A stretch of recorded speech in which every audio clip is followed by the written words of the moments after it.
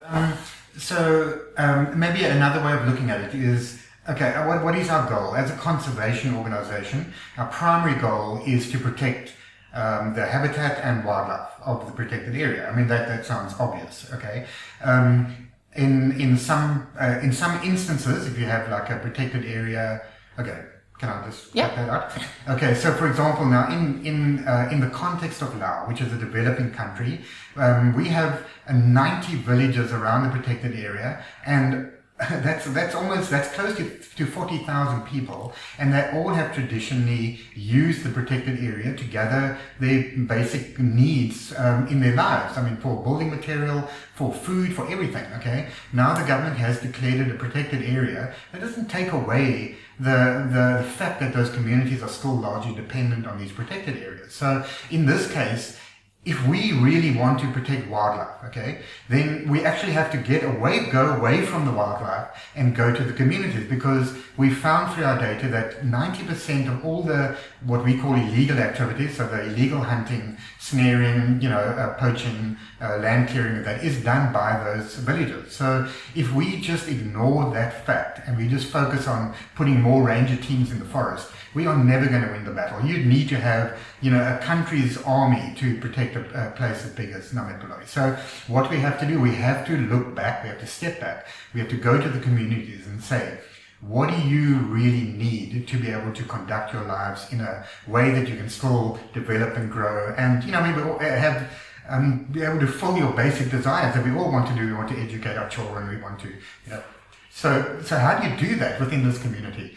And the only way you can do it is by really sitting and talking to your villagers. And so what we do is we create a kind of a buffer zone, that we call it a controlled use zone, where villagers are allowed to do activities and they determine what their boundary is with the park, and we negotiate and we eventually determine it's okay, the communities still need this area, but okay, sure, they can't they can't do destructive agricultural activity. They can't do complete land clearing, but they can collect NTFPs, fish conservation zones. They can do a lot of activities in that area that are non-destructive. And so then you work with the villagers. So this involves land use planning. So now you want to save wildlife, but you're doing village land use planning. Then you're talking about what about NTFP management. So these are non-timber forest products. These are products that are not impactful on the protected area and on the habitat. So you've got to start looking at managing different kinds of plant species, or helping the villagers to better manage plant species. Okay. Obviously, you've also got your environmental education and awareness, and that's really kind of traditional conservation. But then you're also looking at things like agriculture. So we have to look and say, fine, the NTFP management, great. Land use planning has contributed something towards it, but there's still a huge need in the community for just like basic income, all right?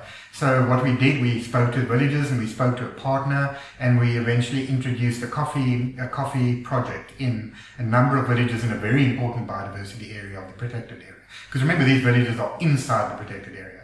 And so we introduced a coffee enterprise. So it's a shade grown, so it's very climate smart and all this enterprise, but we worked with the villagers. Initially, they were skeptical of this new industry. They, reluctant to start looking at something new. But after a couple of years, people started really, engaging in this. And now we've got 80 households in 5 villages that are fully engaged with planting and growing coffee. And the income from the coffee is going to be so much more than the little bit that they're getting from rice and that. So in that way, okay, fine. So by doing that, we've signed conservation agreements. So everybody that's wanted to do coffee has had to sign it, because okay, fine, we won't be involved in any hunting, and there are penalties attached to this, and monitoring around this as well. So now we've got ranger teams, we've got monitoring, we've got livelihood we've got livelihood development of new activities.